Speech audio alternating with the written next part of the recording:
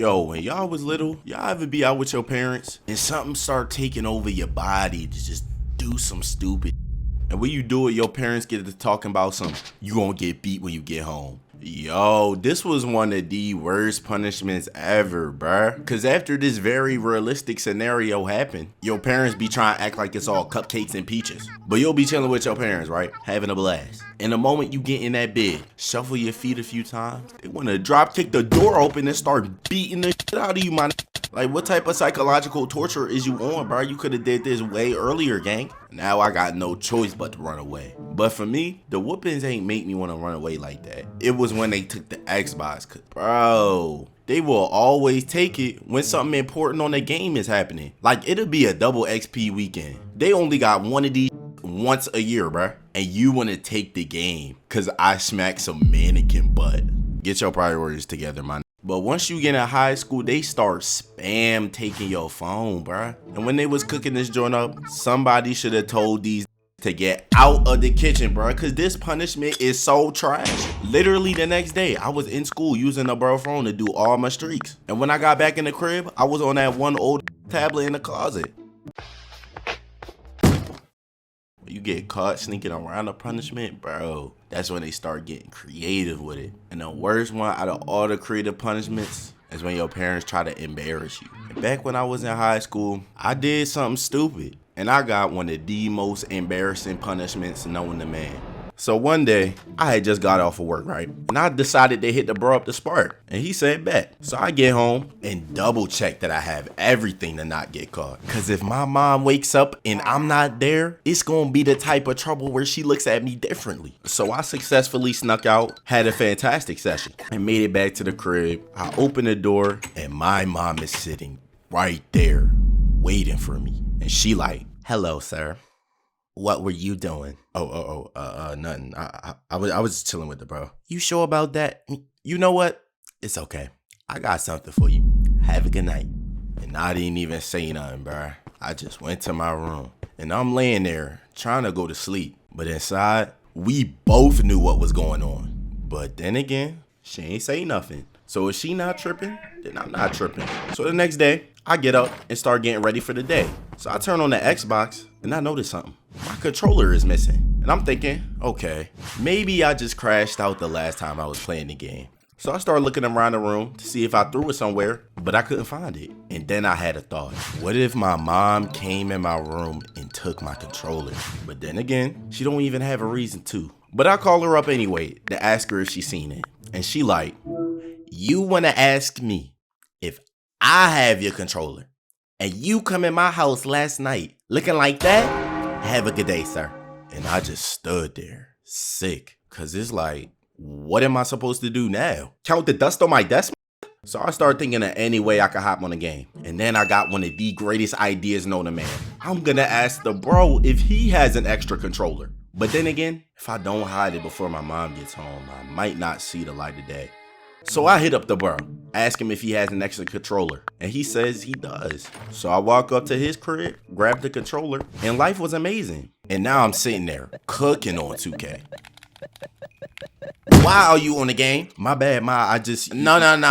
Give me that controller, Wait. It's not mine. And I explained to her that I got another controller from the homie. And she was spazzing on me. She was yelling for like 20 minutes straight.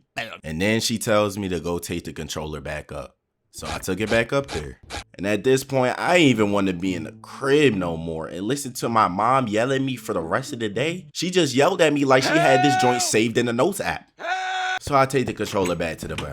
And I just chill at his crib for a while. And a few hours later, I finally came back home and I went straight to bed. You know, I had to make sure I was up nice and early for work tomorrow. And when I woke up the next day, my controller still wasn't there. And everything was how I left it. Bless. So I go to the bathroom, start getting ready for the day. I open the drawer for the toothpaste and it's missing. But I know I put this toothpaste in the same spot. But maybe I'm tripping. So I started looking around for the face wash instead. And that joint is gone too. And then I started looking around for all my other toiletries. And it was all gone, bruh. No deodorant, no soap, no nothing, bruh. And I'm sitting there really trying to analyze what's going on. And then it all hits. Wait, there is no way I'm getting punished with smelling like bounce that. So I call my mom and I'm like, hey mom, quick question for ya. Do you have any clue where my toiletries are? Yeah, I took them. They'll be back when I get home. Right. Okay. Well, you have a nice day now. And I'm standing there, jawbone on the floor. There is no way you want me to walk around smelling like horse ass. So I started trying to come up with any way I could get any type of toiletry before I gotta go to work in 3 hours. And it wasn't like I could just go and be fine. No, bruh. I worked in a hot ass kitchen, bruh. On top of that, this shift, I was gonna be a server. There's no way I'm keeping these pits covered while giving people their food. So I go over to her bathroom, grab some toothpaste, brush the teeth. And now I'm trying to think of anything I could do to get some soap or at least some deodorant. I hit the bro up to see if he has anything, and he didn't. So I did what any reasonable person would do. And I just took the L and took my stank booty ass to work, bro. But while I was carrying something to the back, my manager stopped, dead in his tracks, looked at me, and was like, yo, D, when you done, let me talk to you real quick. I go in the office, and bro tells me to make sure I come to work smelling presentable. Yo, oh, I was sick. But I learned a real valuable lesson that day. Don't ever duck the punishment, just take it. Like Mia Khalifa. But even though I thought I learned my lesson, I was like 15 at the time. And back then, I was just being a dumb kid, you feel me? We all done been there. And as we all know, the worst thing that could happen to a dumb kid is a little bit of peer pressure. Because that's what happened this one time, right? See, when I started high school, I went from a sheltered Catholic school to an actual public school. And for the ones who went to Catholic school, y'all know how different things are at a public school. And for the ones who don't know, y'all get the point. But I had no idea how different this world was, which led me to becoming friends with people who weren't doing the greatest of things, which led me to doing some of those not so great things. And one of those things my friend group at the time loved to do was sparking and hitting the stick. And I ended up copping my own little device. And after having it, all I knew was that by any means possible, my mother couldn't find out her little Catholic school angel baby was hitting stick. And she didn't for a while, until one day I was at school and everybody was talking about sparking up after school. And I suggested that everybody slide to my crib. My mom's was gone for a couple of days, and this was the last day I had the crib to myself. And everybody was like, bet. So after school, we all slid over to my crib. We step out on the balcony and start sparking up. Hey, what y'all doing? Yo, who was that? I think it's the apartment manager. Just don't move, bro. You gonna leave eventually. You know I can still see y'all, right? We all busting the crib. Nobody saying nothing. Then one of the bros is like, so what now? So we start trying to figure out how we gonna continue this session. And then my phone starts ringing. I look down and it's my mother. Hey, what's up, ma? Tell everybody in that house to leave. What you talking about? Ain't nobody in. The manager just called me. Tell all of them people to get out of my house. You know what? Put me on speakerphone. So I'm looking around for some help. They all shaking their head no. My mom is yelling with her chest in the background, bro. I ain't never hear her yell like this in my life. So I just put the phone on speaker and my mom starts spazzing out on all of the bros. I'm talking cussing out all that. And after she was done cooking everybody, they all leave. And now I'm in the crib, pacing back and forth, trying to figure out what am I gonna tell her when she gets here. I run around the house, make sure all the Zaza eviscerated. I grab my little device and hide it between the mattress. The next day, she gets home. She like, so you was in here smoking? No, ma, you really believe him over me? You know what? It's okay. Go to sleep. I'll talk to you about it tomorrow.